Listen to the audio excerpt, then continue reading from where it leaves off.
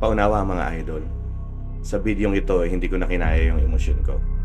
Raw video ito mga idol habang pauwi kami. Galing kami sa Babaran Beach sa Dipakulaw dahil gusto naming mag-relax pagkatapos ng mahabang biyahe. Gandang-ganda ako sa mga tanawin tapos biglang ganito yung bubungad sa akin. Hindi ko na talaga kinaya yung emosyon kaya pasensya na mga idol.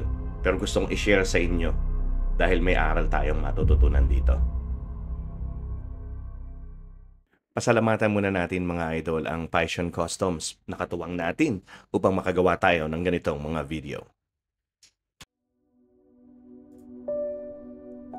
Habang binabaybay namin ang maayos na daan, biglang tumambad sa amin ang mga puno ng niyog na tila baga mga patay. Sa bandang kanan, sa mga bundok, mapapansin nyo na may mga landslides na tila mo baga sugat ng kabundukan na naiwang marka na para bagang peklat sa ating balat. Paunawa, medyo maingay ang video upang makita na ito ay totoo at walang halo o dagdag sa ating pag-e-edit. Ano? Naluluha.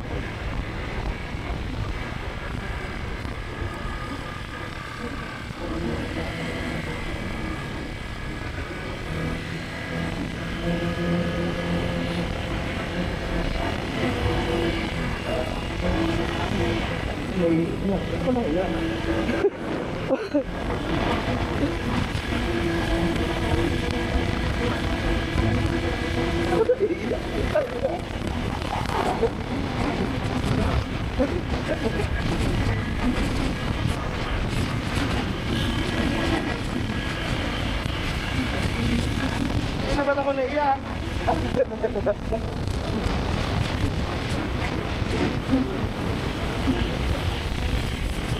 Dahil sa puno ng ganyan.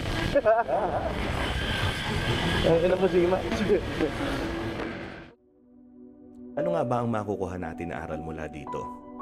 Una, mula sa mga puno ng niyog na makikitang unti-unting umuusbong. Matatagalan upang ito ay maging ganap sa pagyabong. Tulad sa buhay natin, unti-unti tayong nagpapatuloy at lumalaban ng patas sa buhay upang makamit ang tagumpay. Unti-unti, mararating din natin ang pagyabong. Mula naman sa mga sugat ng kabundukan dulot ng mga landslides, dapat natin na matutunan talaga na pangalagaan ang inang kalikasan. Pero tulad ng isang sugat, unti-unti itong maghihilom din. Unti-unti natutubuan ang mga damo upang matakpan ang mga ito. Magiging lunti ang muli at hindi na mababakas ang gagupit ng bagyong Pipito. Ang buhay natin mga idol, halintulad nito, nasusugatan tayo sa araw-araw na paglaban natin sa buhay. Kung patuloy tayong lalaban, unti-unti nating makakamit ang tagumpay. Unti-unti ay hindi na mapapansin sa atin ang bakas ng pagkatalo at pagkalugmok sa nakaraan. Bagkus, ang matatanaw na lamang ay ang ganda at ligaya dahil tayo ay nagpatuloy sa ating buhay. Yun lamang mga idol, ride safe. Salamat sa panonood.